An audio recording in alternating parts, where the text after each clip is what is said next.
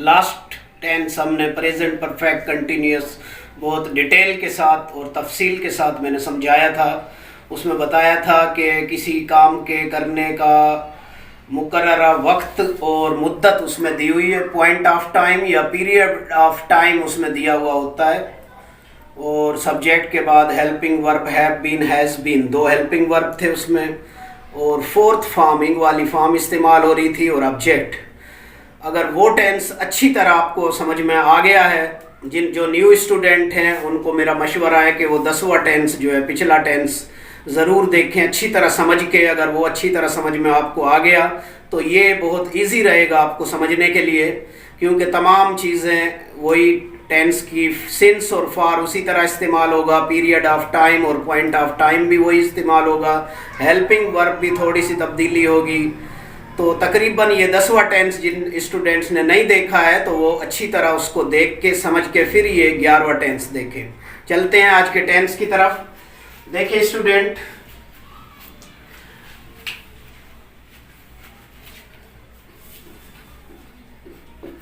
Past perfect continuous tense, इसको हम कहेंगे ज़माना माजी बईद इस्तमरारी। कोई काम पिछले ज़माने में शुरू हुआ और पिछले ज़माने में भी जारी है, ख़त्म नहीं हुआ है लास्ट में।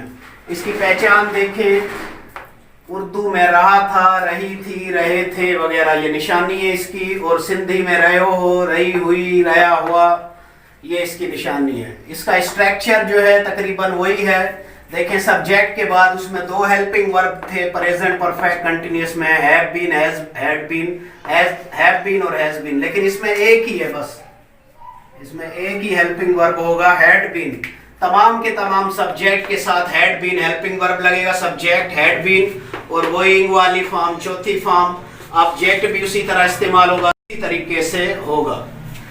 Use of since, use of for, ये दोबारा समझाने की जरूरत नहीं है, पिछली क्लास में मैंने बहुत अच्छी तरह और बहुत डिटेल के साथ तमाम स्टूडेंट को समझा दिया था। जिनको सिंस और फॉर का इस्तेमाल सही समझ में नहीं आया या नहीं खबर नहीं है, जिनको मालूम नहीं है, तो वो पिछली क्लास देख सकते हैं। हेल्पिंग वर्ब जैसा कि मैंने बताया, I, we, you, they, plural noun, he, she, it noun, कोई भी हो, सबके साथ एक ही हेल्पिंग वर्ब, बस हैड बीन, हैड बीन, एक ही हेल्पिंग वर्ब हैड बीन लगेगा और रिंग वाली फॉर्म इस्तेमाल होगी।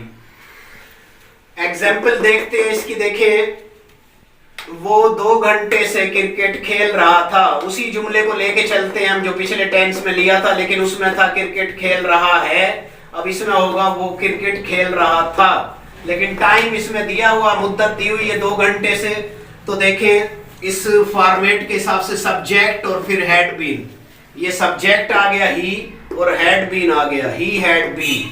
फिर वर्ब की इंग वाली फॉर्म प्लेइंग, ये इंग वाली फॉर्म आ गई चौथी फॉर्म, और क्रिकेट ऑब्जेक्ट हो गया, वो क्रिकेट खेल रहा था, he had been playing cricket 2 घंटे से, फॉर 2 आवर्स।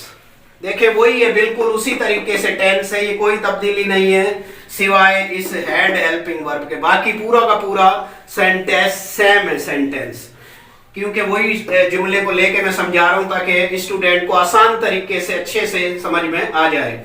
दूसरा जुमला भी देखें, वही पिछले टेंस में मैंने समझाया था आपको कि वो पीर से क्रिकेट खेल रहा था, खेल रहा है, उसमें था खेल रहा है, अब मैंने खेल रहा है की जगह सिर्फ इसका हेल्पिंग वर्ब लगा दिया, खेल रहा था। तो वही इसमें भी होगा helping verb, subject had been और रिंग वाली फॉर्म, सब्जेक्ट ही, हैड बीन और रिंग वाली फॉर्म, फिर ऑब्जेक्ट क्रिकेट। अच्छा, पीर से दिन का नाम आ गया तो सिंस मंडे पीर से। ये जुमले के 4 पार्ट्स जो हैं ये भी मैंने अच्छी तरह आपको पिछली क्लास में समझाए थे। उम्मीद है कि ये वाला टेंस भी आपको आसानी से समझ में आ गया होगा, अगर पिछला वाला टेंस आपको अच्छी तरह समझ में आ गया हो।